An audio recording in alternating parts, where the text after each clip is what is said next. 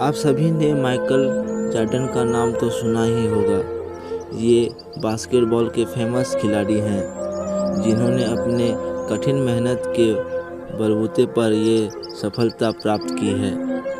आपको इनकी इस मोटिवेशनल स्टोरी से बहुत प्रेरणा मिलने वाली है। तो आइए शुरू करते हैं।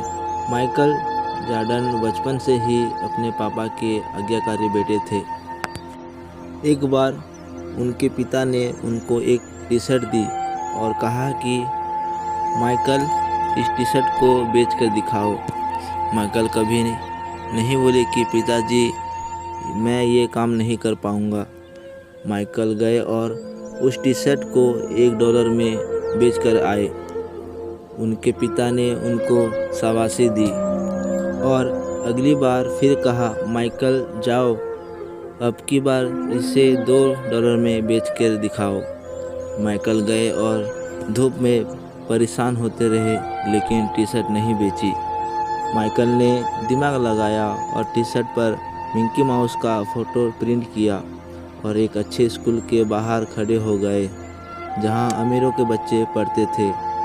तभी एक बच्चे को वो टी शर्ट पसंद आ गई और वो उसके माता पिता ने उस बच्चे को वो टी शर्ट दिला दी। इसके बाद माइकल को $20 मिल गए। माइकल घर आए और पिता को $20 थमा दिया। पिता ने उनको शाबाशी दी।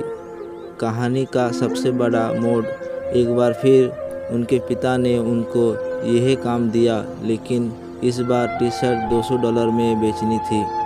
माइकल ने मना नहीं किया और बेचने निकल गए।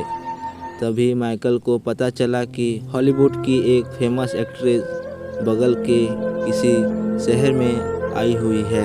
माइकल बिना टिकट ट्रेन से सफ़र करके चले गए और लोगों की भीड़ को चीरते हुए निकल गए और सीधे एक्ट्रेस के पास पहुँचे। सिक्योरिटी गार्ड ने उनको रोकने की कोशिश की लेकिन वो वहाँ पहुँच चुके थे। माइकल के मासूम चेहरे को देखकर एक्ट्रेस ने उनको ऑटोग्राफ दे दिया। माइकल वापस आए और चौराहे पर आके टी शर्ट को बेचने लगे। कुछ ही देर में वहाँ लोगों की भीड़ जमा हो गई। हर कोई वो टी शर्ट खरीदने के लिए आतुर था। किसी ने कहा $200, किसी ने कहा $500 और अंत वो टी शर्ट माइकल ने $2000 में बेच दी। जब वो उनके पिता के पास आए तो पिता ने ये सुनकर उनको गले से लगा लिया और कहा, बेटा, तू दुनिया में बहुत नाम कमाएगा, तू जो चाहे वो कर सकता है। और आज माइकल जॉर्डन बास्केटबॉल की दुनिया का शहंशाह है। दोस्तों, माइकल की ये कहानी हमें यह सिखाती है कि हर वक्त बहानेबाजी करने से सफलता नहीं मिलती, बल्कि बहाने से आगे बढ़कर सोचने और अपनी बुद्धि का सही इस्तेमाल करने से सफलता मिलती है। मुझे उम्मीद है कि आपको ये मोटिवेशनल स्टोरी अच्छी लगी होगी।